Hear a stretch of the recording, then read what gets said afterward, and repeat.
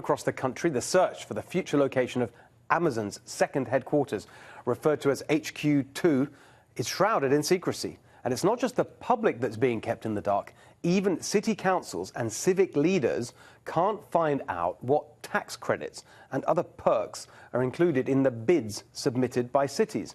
Another word for those bids? Bribes. Bribes given with your tax dollars to Jeff Bezos, already the world's richest man. So what can be done to shine a spotlight on what's being offered? Let's ask Good Jobs First Activation Coordinator Scott Klinger, who's been all over this. Scott, thank you so much for joining us. What's your reading of where we are in the hunt for a location for HQ2 and what that means for the residents, the taxpayers of all these cities that are bidding?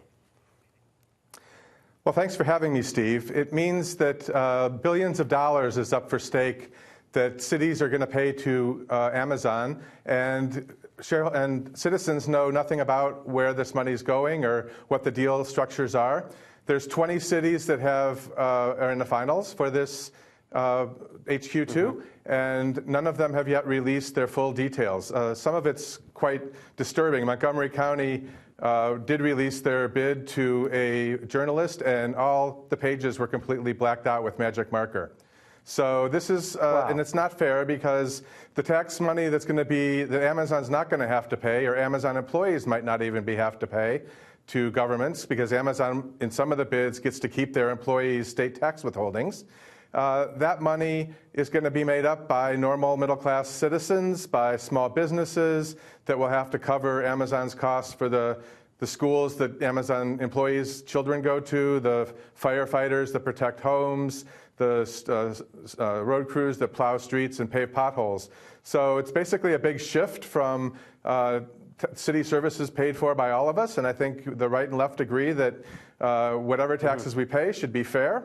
And so this is something for all citizens to be concerned about. I mean, this is classic corporate welfare, isn't it? But I just wanted to just emphasize something you said right at the beginning there. You are talking about billions of dollars, not millions of dollars. These are huge sums, right? Yeah, the highest bid that we know of at this point is from Maryland, which is about $8.5 billion. But the other thing that's important to say here is that unbelievable.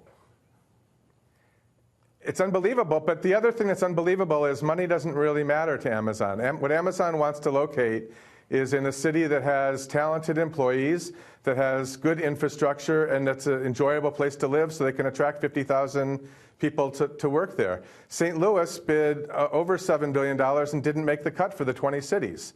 So, you know, and one of the problems is that in the second round here, Amazon has asked cities to sign non-disclosure agreements, but has not agreed to not disclose the city's bids. So they can go to Boston and say, hey, Boston, you know, would you like to have us? Do you know what Austin bid or Miami bid? And kind of use the city's bids against them with other contenders. It's such a great example of what we talk about all the time, how it's all rigged in favor of these giant corporations and working people just get screwed. Thank you so much. I really appreciate your insights there and for being on this story. And let's talk again when we know who's won and how much they paid. Thank you very much for joining us.